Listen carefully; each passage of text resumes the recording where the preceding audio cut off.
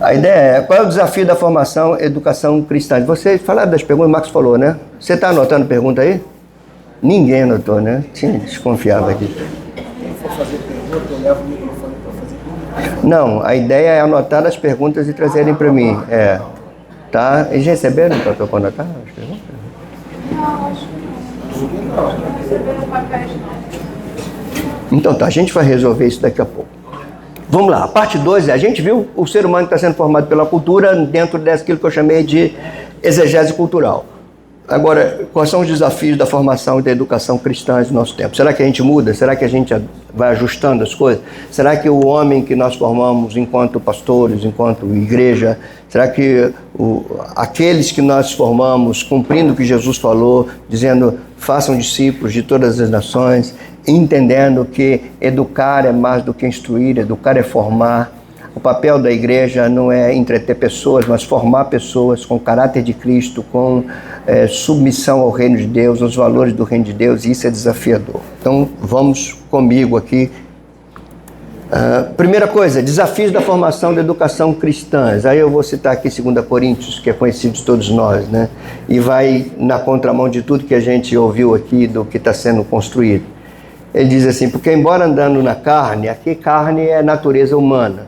Ele está falando, não sou anjo, não sou Deus, não sou robô, sou ser humano. É o que Paulo está dizendo aqui, sou ser humano. Porque embora andando na carne, nós não militamos segundo a carne. Ele diz, eu sou ser humano, mas não sou um ser humano qualquer. As minhas armas não são as armas dos seres humanos que estão aqui, são outras. Ele diz,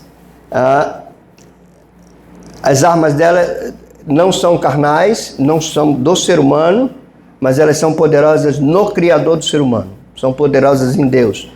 E essas armas, diz Paulo, elas são poderosas para destruir fortalezas. Aqui ele toma uma palavra até do campo militar mesmo, né, das fortalezas que precisa, só que ele está falando aqui de fortalezas mentais. Ele não está falando de fortalezas bélicas, militares, está falando de fortalezas mentais. Ele está dizendo que as armas dele são poderosas para destruir essas fortalezas, e ele entende aqui, ele começa a dizer que essas fortalezas são construídas através de sofismas. Por isso que ele está dizendo que as fortalezas são destruídas quando se anulam os sofismas. O que a gente tem hoje no homem psicológico? O que você vê na mente do teu filho, do teu amigo, ou até na tua mente mesmo, que já se entranhou como uma verdade? É uma fortaleza mental. Como essa fortaleza foi construída? Com sofismas. O que é sofismas? São argumentos que parecem verdadeiros, mas são falsos. Como é que destrói essa fortaleza? Tem que anular os sofismas. É o que ele está dizendo aqui, nem sou eu, tá? É o que ele está dizendo, é anulando sofismas. Anulando sofismas e toda altivez, aí você vai ver o que está por trás disso. Está por trás disso uma altivez que se levanta contra o conhecimento de Deus. É muito claro isso. E como que se faz então? Então pega, derruba os sofismas, destrói as fortalezas e pega esse pensamento que foi tomado de altivez contra Cristo, leva esse pensamento cativo à obediência de Cristo. Esse é o desafio. Estando nós, então, enquanto igreja, prontos para punir toda desobediência, uma vez completa a vossa submissão. Aqui é o desafio. A pergunta é se pastores, líderes e vocês todos que são partes, membros da igreja, se estamos dispostos a combater esse bom combate aqui.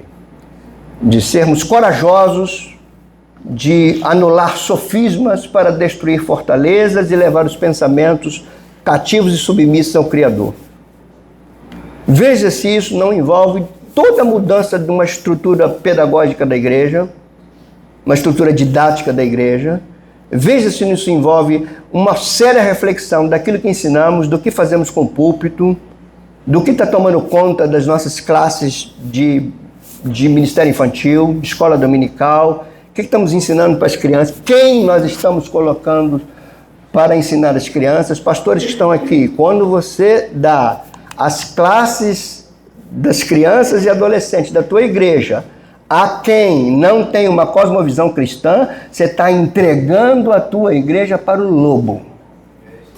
É ali. E eles se infiltram, viu? Eles se infiltram. Então, cuidado. Vamos lá, rapidamente. O que a gente precisa fazer? Eu vou aqui ser muito sucinto, muito breve. Primeiro, a gente precisa voltar à Escritura, né? É meio vergonhoso falar isso, mas a gente precisa voltar à Escritura. Então, pare e pense aqui. O que é voltar para a Escritura? É entender a Escritura tal como ela é.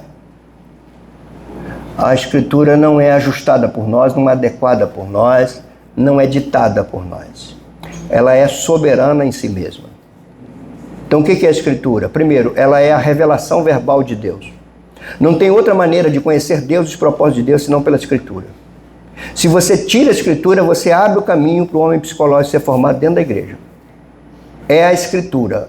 O ponto aqui é esse.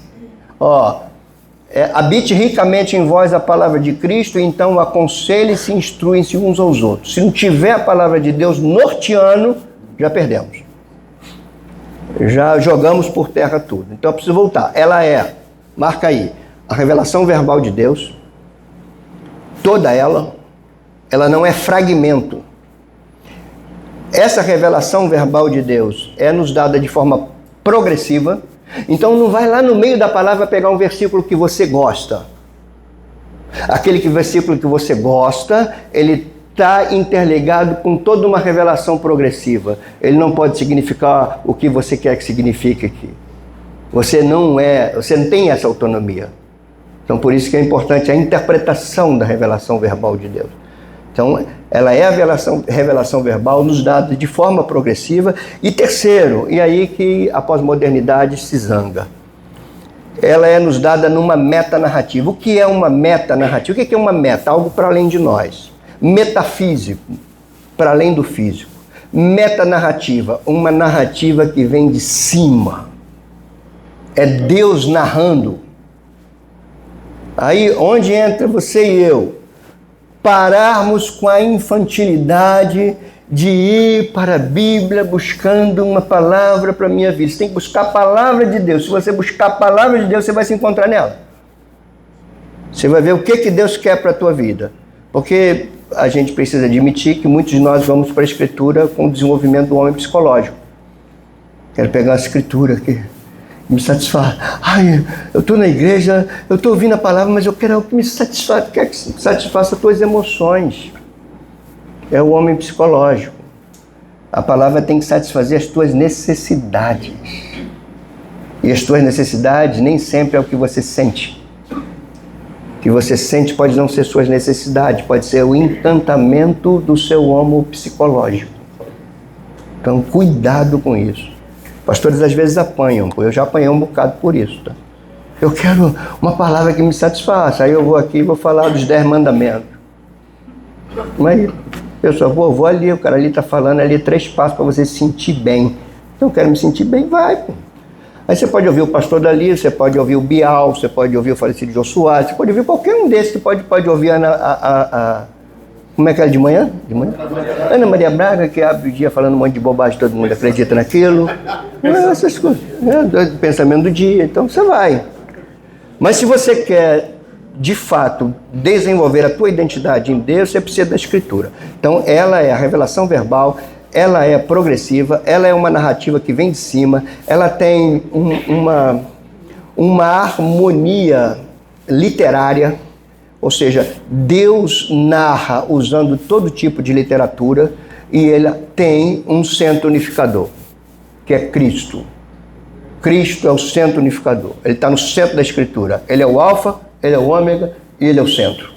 Tudo aponta para ele. Lê Gênesis, Cristo. Lê Êxodo, Cristo. Lê Levítico, Cristo. Lê Números, Cristo. Lê Deuteronômio, Cristo. Josué, Cristo. Juízes, Cristo. Ruth, Cristo. Samuel, Cristo. Reis, Cristo. Crônicas, Cristo. Esther, Cristo. Tudo Cristo. É o centro. Por que Cristo? Porque ele é a imagem do Deus invisível. O primogênito de toda a criação. Nele todas as coisas foram criadas. Ele é a expressão exata do seu ser. O esplendor da sua glória. Por isso ele. Tirou Cristo da igreja, acabou a igreja. Então, isso é voltar à Escritura. Você precisa voltar, desculpa eu ser direto, a gente está muito familiar, você precisa aprender a ler a Bíblia. Como é que a igreja lê a Bíblia? Está lendo a Bíblia, meu irmão? Isso é direto, eu falo, você está lendo a Bíblia, meu irmão? Eu li semana passada, semana não li não. É mesmo? Mas essa pessoa sabe, por exemplo, por que fulano separou do seu marido. Lá no meio artístico e no meio das redes sociais hoje. A pessoa sabe. Qual é a notícia que está bombando? Fulana se separou do Beltrano. MC não sei o que foi preso. Gente, para com isso, a gente está numa batalha espiritual muito grande. Você ainda quer ficar envolvido com essas tolices? Isso é tolice. Acho que eu esqueci o nome da mulher que separou aqui, senão eu tinha ficado. Esqueci, cara. Me lembra aí, Alex. Você sabe. Sabe não? Tem uma mulher que separou. Quem é a mulher que separou aí, gente? Quem foi? A mulher que separou aí? Hã? Virgínia! Não, essas meninas que sabem. Não. Eu sei mais da vida da Virgínia do que da razão de Cristo ter morrido. Isso é vergonhoso, gente. Isso é vergonhoso. Eu sei de quem é Virgínia, é filha, de quem é Virgínia. Gente, isso é vergonhoso. Isso é fútil. Isso diminui a igreja. Então volta para a Escritura, vai conhecer a Escritura, vai entender porque que o homem foi criado, porque que Deus criou, porque que o homem caiu, porque que ele tem que ser redimido, para onde ele vai. Estuda isso, se preocupe com isso. De acordo com a Bíblia, o ser humano foi criado segundo a imagem de Deus. Então o homem não é político, religioso, econômico ou psicológico. Ele é imago Dei. Imagem de Deus. Então, quando nós vamos criar o ser humano, o que a gente quer que esse ser humano desenvolva? A imagem de Deus. Isso é o que a Bíblia nos ensina. É por isso que toda a estrutura de uma igreja tem que se voltar. Segundo, nós precisamos de uma cosmovisão. A coisa é sequencial. Se nós compreendemos bem a Escritura vai nos ensinar como interpretar o mundo. Como enxergar o mundo. Por quê? Porque o mundo foi criado pelo Deus da Escritura. Se a realidade ao nosso lado foi criado pelo Deus da Escritura, a única maneira da gente compreender a realidade à nossa volta é olhando para aquilo que ele registrou. E a Escritura. Então, com os olhos da Escritura, você tem uma visão de mundo, uma cosmovisão, uma visão de mundo. Aí não é uma visão religiosa do mundo. É uma visão do mundo tal como Deus criou.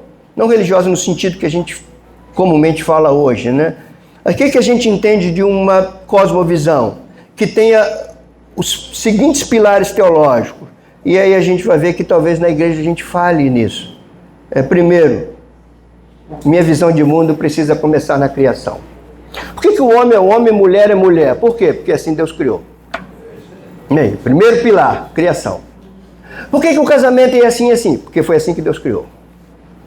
Por que eu tenho que cuidar do meu tempo desse jeito? Porque Deus criou o tempo. Por que a minha relação sexual tem que ter esses parâmetros? Porque Deus criou o sexo. Criação. Porque eu não posso levar para minha cama fetiche disso, daquilo. Porque eu não posso ser trisal, quatrisal. Não posso. Não posso porque Deus criou para ser casal. Porque agora tem quatrisal. Né? Tem trisal, quatrisal.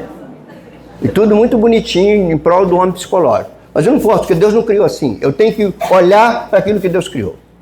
Assim, eu tenho que olhar para isso. O que significa para nós pastores que estão aqui? 1, 2, 3, 4, 5, 6, 7. Se nossa igreja não parar para ensinar a doutrina da criação como algo fundamental para nos entendermos a razão da gente viver, da razão da gente estar aqui, da razão pela qual Jesus vive, Jesus veio. Se a gente não ensinar isso, nós não estamos contribuindo para que a igreja tenha uma visão de mundo cristã. Precisa parar para ensinar isso. O púlpito tem que pregar sobre isso. Doutrina da criação não pode ser coisa para as criancinhas. Como vai contar a historinha, como tudo foi criado. Aí tinha um pozinho lá, a terra, aí uma pegou a terrinha, aí fez um bonequinho assim, aí o bonequinho veio uma serpente. Não é isso não, gente. Isso é aquilo, quando Moisés escreveu aquilo, escreveu para adultos. Foi para criança. Foi para os pais de Israel. Então, primeiro, criação. Criação eu vejo como tudo foi criado. Sua originalidade, queda. Eu vou entender como tudo foi distorcido. Mas Deus criou o homem, Por que o homem está querendo ser mulher? Porque houve a queda. Porque quando houve a queda, o homem tem uma visão autônoma da vida. Então, aí como homem psicológico, ele quer ser o que ele quer ser e acabou. Então, eu preciso entender a criação e eu preciso entender a distorção. Eu preciso entender meu mundo. Por que está assim? Por que a pessoa casa hoje e amanhã resolveu o problema do casamento se separando? Por quê? Por que no primeiro conflito conjugal, porque não tem casamento sem conflito, casamento sem conflito é um casamento patológico, tem conflito porque são dois seres humanos que estão juntos, gente. Não é isso? Os dois seres humanos estão juntos, como é que não vai ter conflito, cara? Imagina eu, pecador, casado com Tânia, pecador, nós dois juntos para viver o tempo todo até que a morte nos separe sem ter conflito? Não tem. Tem conflito. Por que tem conflito? Porque a queda nos atingiu também. Mas como que a gente resolve os conflitos da nossa casa? Porque a gente sabe que em Cristo houve uma redenção. Aí é o terceiro ponto da cosmovisão. Há uma redenção. A redenção é a solução. Significa que o ser humano cristão, ele não olha o mundo, mesmo que ele esteja do jeito que ele está, com pessimismo. Ele sabe que há redenção para o mundo. Isso vai acender a nossa evangelização, nossa consciência missional, a razão de sermos igreja. Isso vai fazer com que a gente descruze os braços, que a gente não entregue os pontos, mesmo que a gente veja coisa muito feia à nossa volta, a gente vai entender, não houve criação, a criação foi distorcida pela queda, mas o que criou se fez homem para redimir o que ele criou, para conduzir até que tudo seja restaurado, chega à sua plenitude, é o último pilar da nossa cosmovisão. A consumação. Haverá um fim. O cristão, ele tem uma cosmovisão linear. Para o cristão, a história é linear. Ela não é, como diziam os gregos, né? Ela não é cíclica, né? Não está rodando sem ir a lugar nenhum. Nós não temos uma cosmovisão nihilista, né? Do nada, da coisa sem sentido, de viver para não dar em nada. Não. Nós temos uma visão histórica linear. Houve um princípio, houve uma alteração na originalidade do princípio, o Criador não se desfez da sua criação, ele faz homem, ele redime a sua criação e ele conduz a sua criação até o desfecho onde ele será tudo em todos. Isso é cosmovisão cristã. Então isso é bom para você educar teu filho, para você entender teu filho. Porque tem coisas que você não vai poder mais impedir teu filho de ver. Se é possível que você vá para um shopping center, você vai lá vamos lá para a Quinta da Boa Vista, vamos pai, vamos para a Quinta da Boa Vista, vamos ver os macaquinhos lá. Aí você vai lá para o macaquinho, você está lá com teu filho, tem um homem beijando o outro, um homem do teu lado. Aí você fala, não vejo isso. Como se fosse filme de terror, não adianta, cara, ele já está vendo isso. Nem adianta. Pai, por que isso? Aí você, com base nisso, vai entender como Deus criou, porque o homem se tornou assim, onde está a solução dele e para onde o homem vai. Cosmovisão. Precisamos disso. Terceiro, precisamos compreender a formação dentro da perspectiva bíblica e dentro da orientação do Criador e Redentor nosso. Ou seja, nós não formamos do jeito que a gente quer. E aqui permita-me ir rápido mais uma vez. O texto é esse. Deus mandando o seu povo formar. Ele diz, ouve Israel. Isso aqui é o chamado chamar judaico. Ele ouve Israel. Os pais falavam assim, ouve meu filho. Senta aí meu filho. Qual é a primeira sentença aqui? O Senhor nosso Deus é o único Deus. Ele chegava para o filho dele, olha, o Senhor é o único Deus. Ouviu isso, meu filho? Ouvi, pai. Ouvi, pai. Aí vai para a escola, vai no caminho. Filho, para aí. O que foi, pai? O Senhor é o nosso Deus. É o único Senhor. Pai, você já me falou isso. Eu vou falar isso por toda a tua vida. A minha missão é falar isso para você. Isso é educação, formação, dentro do ponto de vista bíblico. A gente faz isso? Nada. Mas não. Mal a gente traz as pessoas, empurra nossos filhos lá para a escola dominical e acabou. Quando você vai para tua casa, liga logo para ver qual é o time que está jogando, se está jogando, se vai ganhar, se o Vasco vai ganhar e não vai ganhar, se vai perder, se não vai perder. Só que aí você já sabe o resultado, né? Do Vasco você já sabe o resultado, qual é. Então, ouve Israel, o Senhor, nosso Deus, o único Senhor, amarás, pois, o Senhor teu Deus de todo o teu coração, de toda a tua alma, de toda a tua força. Estas palavras que hoje te ordeno estarão primeiro no teu coração e tu vai inculcar nos teus filhos, vai falar assentado em tua casa, assentado pelo caminho, ao deitar-se, ao levantar-se, também vai atar como sinal na tua mão, te serão por frontal entre os teus olhos, e tu vai escrever também nos umbrais da tua casa e nas tuas portas. Quando você lê um texto desse, por que Deus exige tanta coisa? Porque aqui, irmãos, está o futuro do ser humano.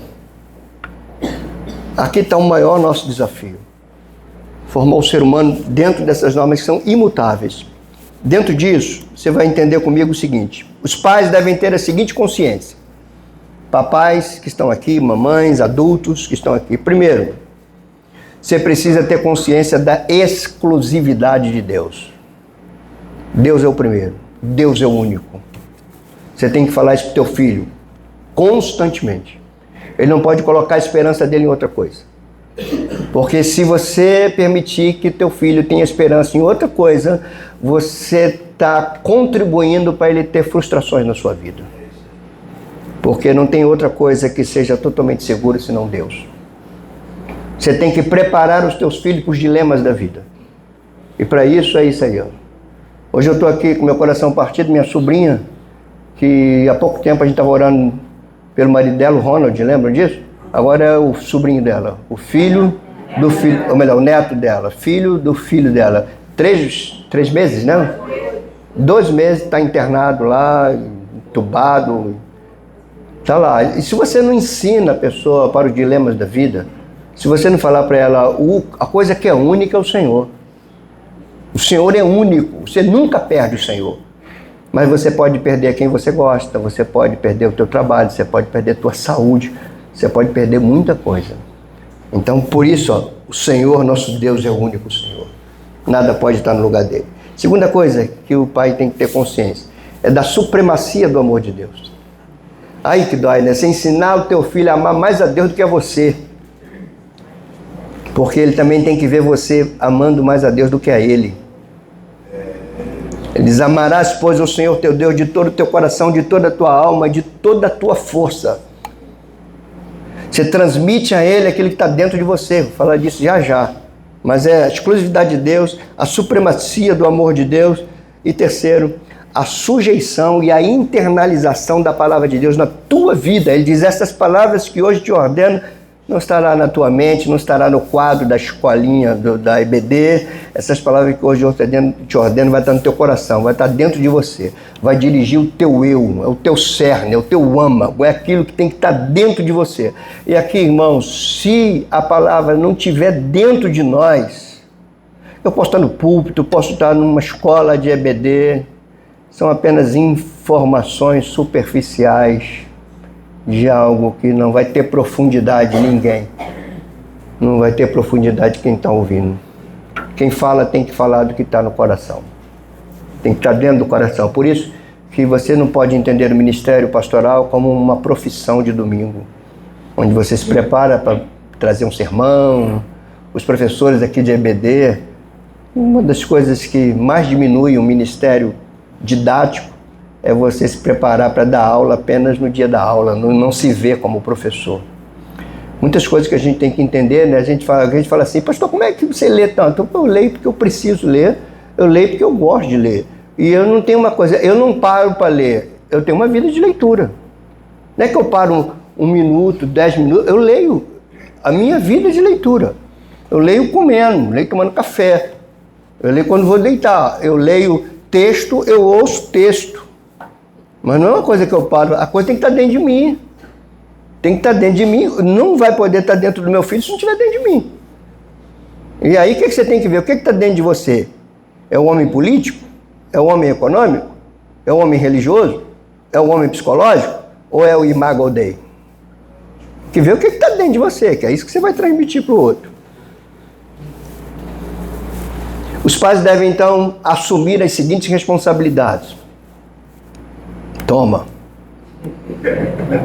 Primeiro, transmitir a verdade da sua mente, do teu coração, se não tiver aqui não adianta, para a mente e coração dos teus filhos.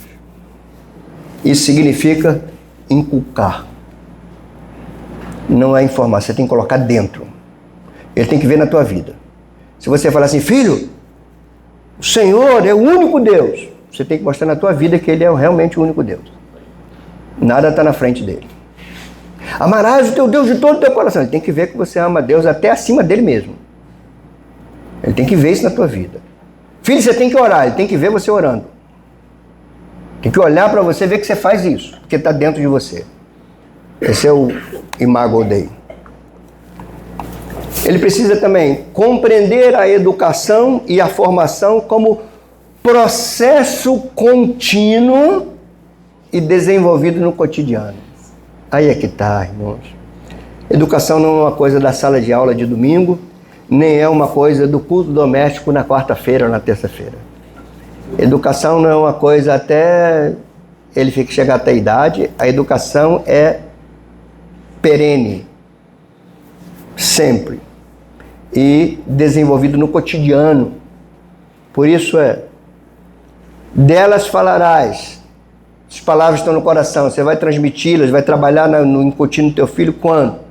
Sentado na tua casa, andando pelo caminho, ao deitar, ao levantar, ao parar no McDonald's, ao ir no shopping.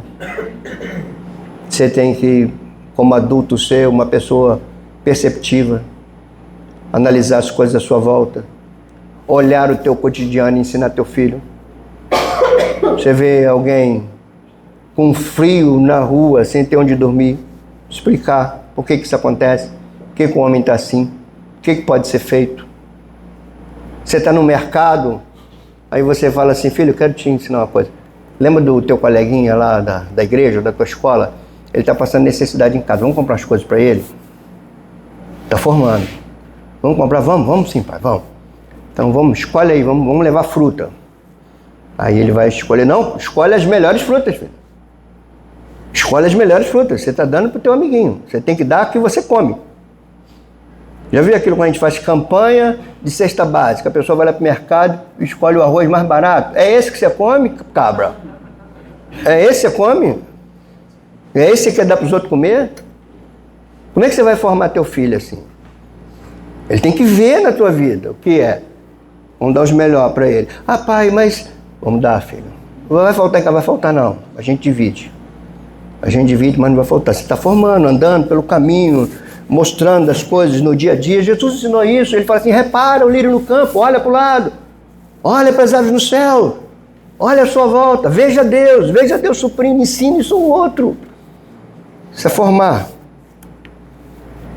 E terceiro, dar exemplo e entender o lar como um ambiente de formação e de educação cristã. Isso está também atrás como sinal na tua mão, que será por frontal entre os olhos. Ele diz, o que esse texto está dizendo? Teu filho olhar para você vai ver. Quando ele perceber você, ele vai ver que aquilo que tu ensinas para ele está nos teus olhos, está na tua mão, está na tua maneira de viver. E depois ele diz, escreve nos umbrais da tua casa, nas tuas portas, ou seja, eduque dentro do lar, mostra dentro da casa, tira tempo para isso. Ah, pastor, não vou ver mais televisão. Claro que vai, você vai instruir vendo, vai instruir, só cuidado para não ver besteira, né? Tem mais besteira do que coisa boa. Mas é importante que você tenha a palavra dentro de você para você instruir o teu filho, para você lidar. Pode ser ele adolescente. Eu sei que o que eu estou falando aqui é mais complexo, parece simples, mas não é, né? Porque você deve perguntar assim, como é que eu vou mostrar isso para o meu filho se meu filho já incutiu na cabeça dele que é outra coisa? Então isso é uma discussão para outro ponto. E para a gente terminar, o ser humano é criação de Deus. O ser humano carrega dentro de si a prerrogativa de conhecimento de Deus. Ele nasce com isso, né? Ele nasce com a percepção da existência de Deus. A gente precisa desenvolver isso no nosso filho. O ser humano desenvolve dependência e culto ao seu Criador. Ele foi criado para depender de Deus. Então você tem que ensinar a dependência de Deus para o teu filho. O ser humano foi criado para viver de acordo com as normas do seu Criador. A criação é normativa. Então você mostra para ele que ninguém vive sem regras, ninguém vive sem parâmetros, ninguém vive sem leis, como querem incutir para nós. Mostra para ele o perigo de não ter parâmetro, o perigo de não ter leis, o perigo de você achar que pode fazer qualquer coisa, aonde isso pode te levar. O ser humano encontra sentido da existência quando vive para o propósito de Deus. Aí você vai ensinar para ele algo mais sublime. Não queira Deus para satisfazer você, viva para corresponder a Deus. Você vai começar a inverter esses valores nele, valores que ele não vai encontrar em lugar nenhum, e se entrar nele nunca mais vai sair. Até quando ele errar, ele vai ter consciência do seu erro pelas coisas que você incutiu. Agora, quando essas coisas não são incutidas, as pessoas sequer têm consciência do seu erro. E por último, irmãos, a igreja e famílias precisam entender a formação cristã como vocação e como desafio. E aqui cabe nós dizer, não dá para ter cisão entre família e igreja. Família e igreja formam uma coisa só no desafio de formar o homem imago Dei. Não o homem político, não o homem religioso, não o homem econômico, não o homem psicológico, mas o imago Dei. Faça dos seus filhos verdadeiros homens, verdadeiras mulheres que de fato exaltem o Senhor, glorifiquem o nome dele. Amém? Amém. A gente tem 15 minutos para pergunta aí. Quem for fazer pergunta, só levanta a mãozinha assim. E Alex, não é Alex do Jô Soares não, tá? Alex do pastor Fran aqui. É quem? Até eu suspeitava disso. Pode, eu sei que vocês têm pergunta, mas isso é o outro problema que a gente tem hoje, como igreja. A gente não consegue se posicionar. Eu sei, não é preciso você ouvir isso tudo, você não tem uma pergunta. Eu sei que você tem, mas a gente tem muita dificuldade. Nós precisamos romper com isso.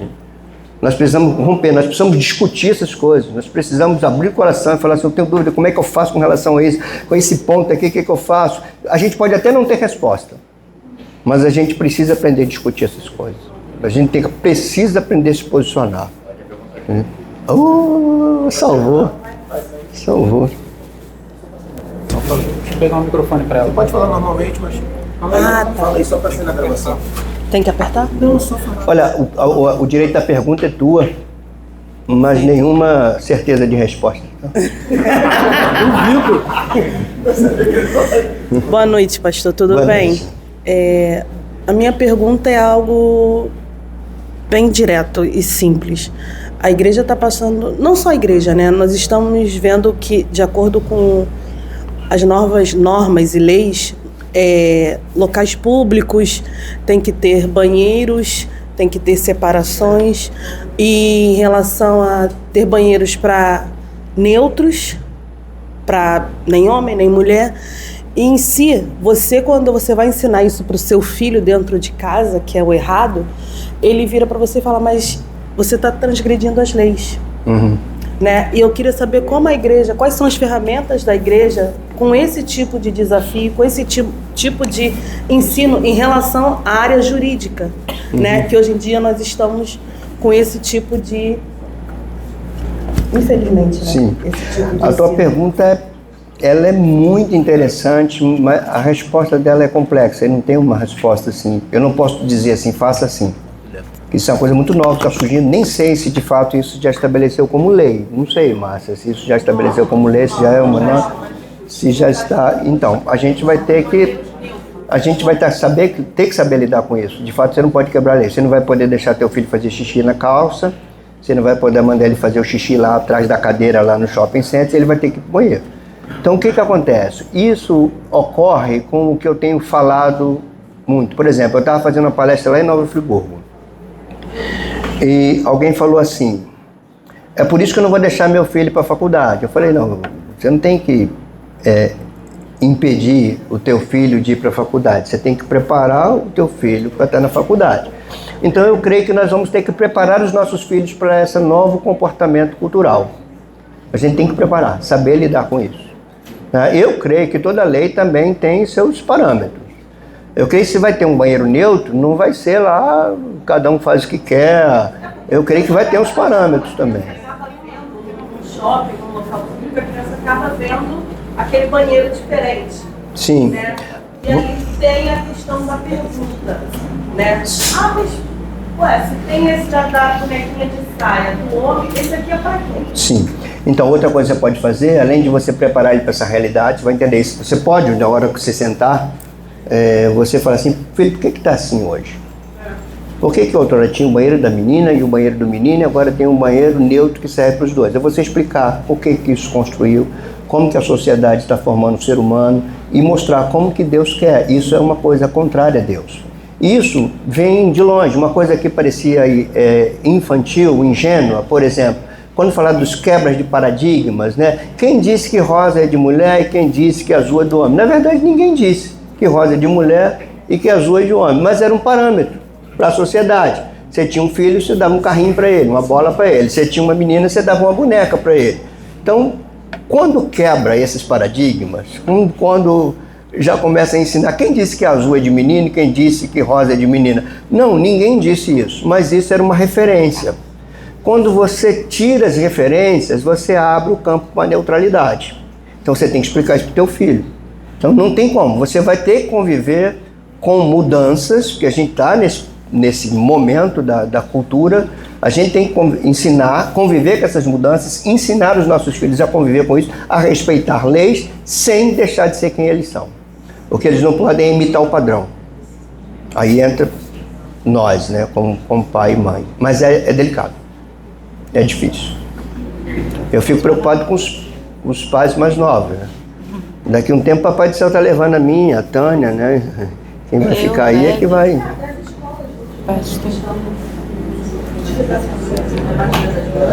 Sim, dia da família, não pode chamar mais menina, mas chamar pessoa, está tirando referências cristãs da família, por exemplo, domingo da Páscoa, essa coisa toda, isso está pegando novas nomenclaturas. Mas isso é próprio da mudança cultural mesmo. Sou eu, pastor. Eu acho que a pergunta da Karen tem muito a ver com o que eu vivo no trabalho, porque eu trabalho com adolescentes também, em palestra. Então, Karen, até para falar um pouquinho para ti, como eu me saí com o adolescente. Porque ele falou sobre as leis, né? E que a Bíblia, às vezes, nós cristãos, e ele cristão, mas ele querendo se posicionar, que vai contra a lei. Então eu fiz ele raciocinar no sentido que algumas coisas nós vamos cumprir, porque nós, como você colocou, tem banheiro aqui e ali, e aí vai fazer o quê? Né? Vai ter que escolher e a gente instrui. Mas o fato de ter uma lei não significa que essa lei é verdade para nós. Sim. Não significa.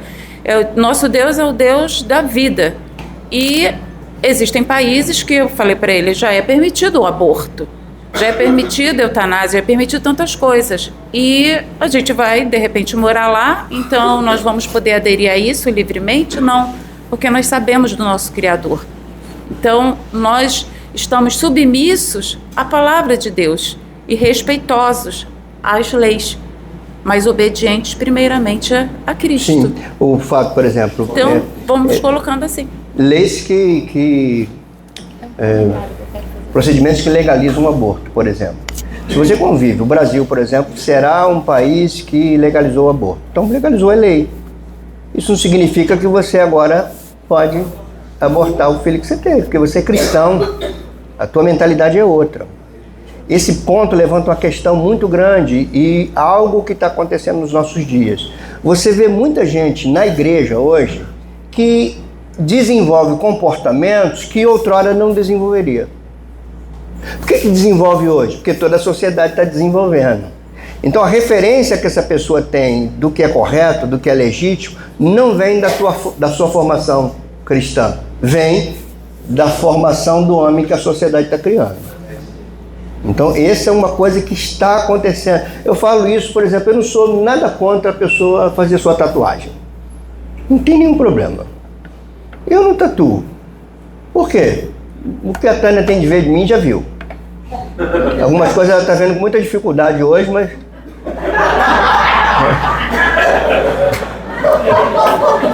Mas ainda vê de vez em quando. Cada ano bissexto, mais ou menos. Então, eu não sou contra. Eu não faço isso. Porém, eu argumento com quem faz. Você faria outrora? O que você faz agora? Por que esse tipo de roupa você veste agora e você achava inadequado outrora? O que agora você acha adequado? Sinal que a visão dela de vida social, daquilo que ela é, está sendo moldado por elementos externos. Então, só quero que vocês me entendam. Não estou falando que é certo, que é errado, que é pecado. Não estou falando isso. Eu estou falando que aquilo que eu sou tem que ser oriunda da formação que eu tive em Deus. E não daquilo que a sociedade está produzindo. Então, se a sociedade está produzindo isso, por agora a moda é ficar careca. Então, eu não vou ficar careca porque a sociedade está ficando careca. Isso não quer dizer que é pecado eu ficar careca. Isso quer dizer que o que eu sou depende da minha formação e não daquilo que a sociedade impõe. Quem queria perguntar mais aí? Que eu vi aí alguém com a mão levantada. Quem foi? Você, Alex? Não, eu não. Eu só sou o cara do microfone. Alguém aí? Ok, então deixa eu perguntar uma coisa para você. Você é papai, você é mamãe, você tem um menino, você tem uma menina. Teu menino chega para você assim, ele tem 13 anos. Você está almoçando com teu menino, vai falar assim, vai ver o jogo hoje? Não, vou ver não, pai. Estou sentado aqui, eu quero conversar contigo. É o quê? Sobre o quê? Sobre a escola, sobre o futebol? Não é sobre mim. O que foi? O que você quer falar? Pai, eu sei que vai ser difícil você ouvir, mas eu tenho que assumir que eu gosto de menino. O que você faz? Já que você não está perguntando, eu estou.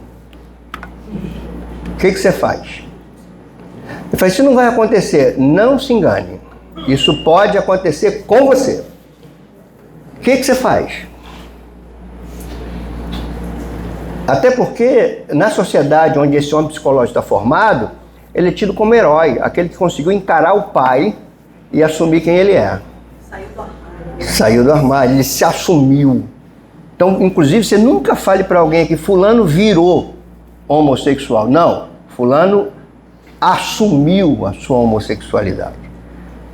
Então, o que você faz se teu filho fizer isso? Ok? Aí você pode falar assim, muito difícil para mim. Não sei o que eu vou fazer. Para mim, perdeu. E se esse mesmo filho casasse, arrumasse uma outra mulher e adulterasse, você trataria do mesmo jeito? Eu estou aqui fomentando a coisa. Só para a gente ver.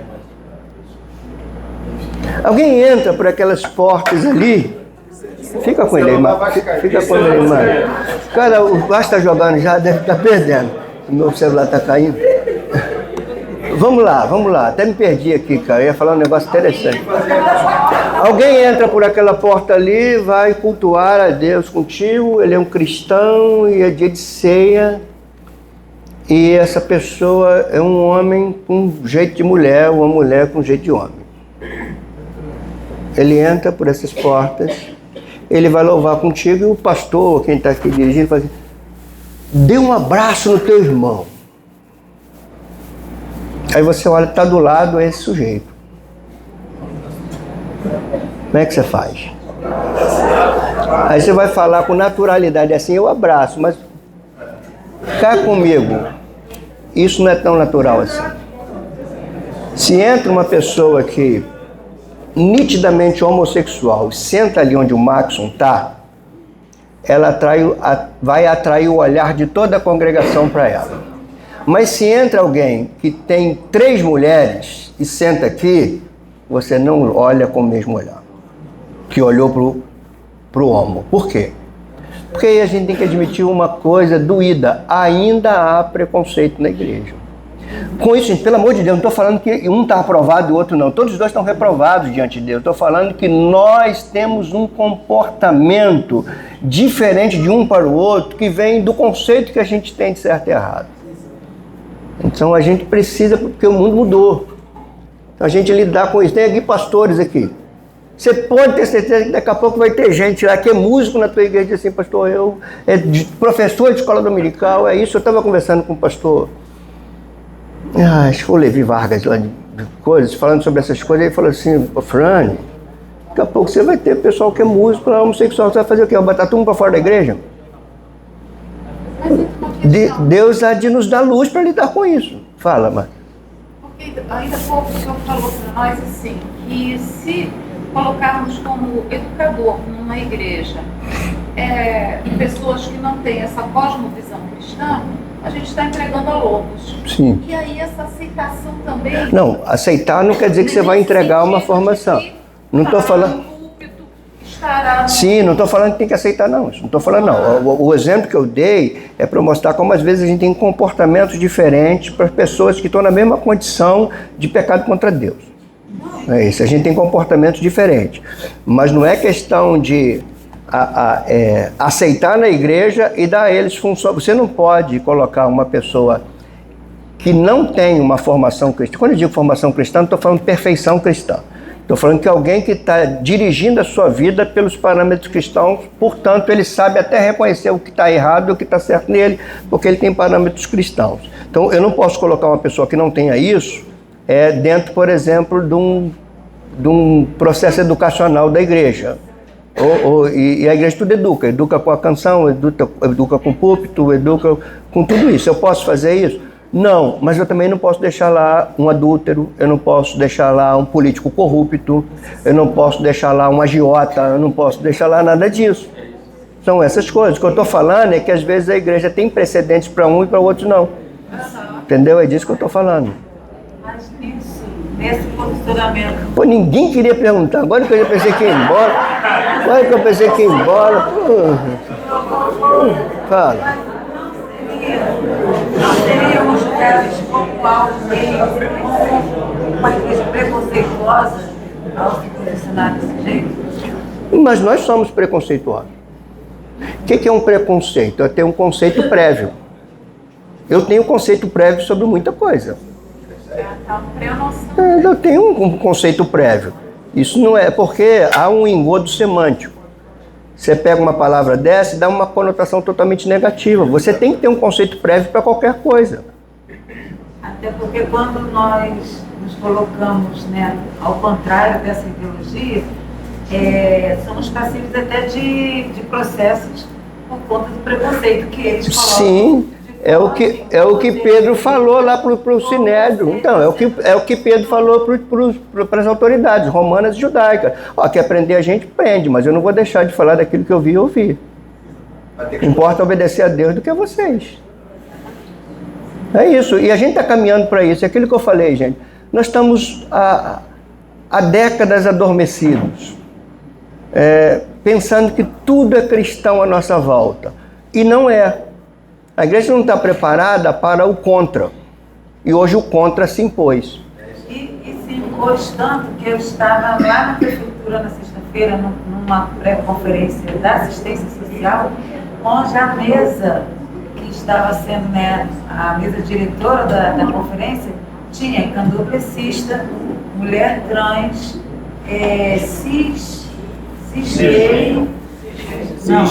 gay, e agora já surgiu mais um. E lésbica. Todos quatro, com muito orgulho, se identificando. Eu sou isso, eu sou isso. Mas é um homem psicológico, cara. É o que eu acabei de falar hoje. Falta nós posicionamento da mesma forma como ele se posiciona. Sim, mas é o que eu estou falando. Só que nós estamos acordando agora e vimos que a cultura é outra. Nós estávamos meio que ingênuos nisso tudo. Então o que acontece? Lá no teu lugar de trabalho, onde você está, você pode ver tudo isso identificando como... Na igreja não. Está aqui um ponto complicado, mas a igreja é por natureza exclusiva. A igreja não é inclusiva. Nunca foi inclusiva. Nunca foi. Ela é por essência exclusiva. Não é aquela ideia que a gente fala, vem como você está. Não, Jesus não falava isso, não. Jesus, nega a si mesmo, toma a tua cruz, larga o que você está fazendo e vem. Nós pegamos um conceito errado de evangelização que vem do final do século XIX para cá. A gente pegou que a ideia era mexer com as emoções das pessoas, as pessoas aceitarem Jesus, expressão essa que sequer existe na Escritura.